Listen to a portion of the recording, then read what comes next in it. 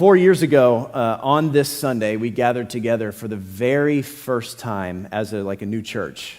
I was up here, and that very first Sunday, I told the church, one of the main reasons that I love Rabbi Jesus, like Teacher Jesus, is because he would teach something, and then he would immediately show you how to accomplish that. So the very first Sunday, I stood up here on stage, and I read this story. It's in John 5, and I want to read it today and explain it. John 5, starting in verse 2, says this: "Now there is in Jerusalem by the sheep gate a pool.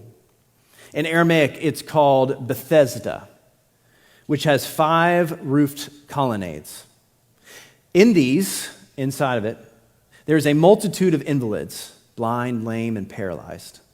One man was there who had been an invalid for 38 years. When Jesus saw him laying there and knew that he had been there for a long time, he said to him, 'Do you want to be healed?' The sick man answered, 'Sir, I have no one to put me in the pool when the water is stirred up. And while I am going, another steps down before me.' And Jesus said to him, 'Get up, take up your bed, and walk.' And at once the man was healed, and he took up the bed and walked." And it says this: "Now the day was the Sabbath.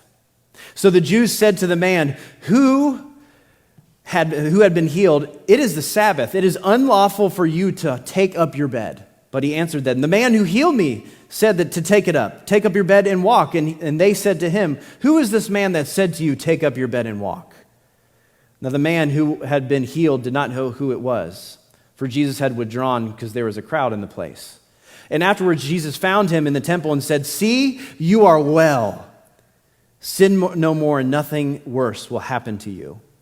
And the man went his way and told the Jews that it was Jesus who healed him. And this was why the Jews were persecuting Jesus, because he was doing these things on the Sabbath." I love this story because this is what heaven looks like. This is what the greatest commandment looks like when we go out and do it. Someone struggling, looking for a Savior, and comes in contact with heaven, and they are healed. The good news is this that Jesus brought.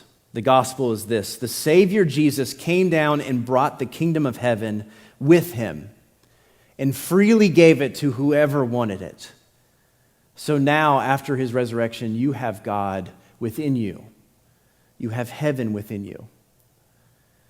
And you now have the opportunity to give that gift of heaven to somebody else. That is the good news that is summed up in the entire Bible.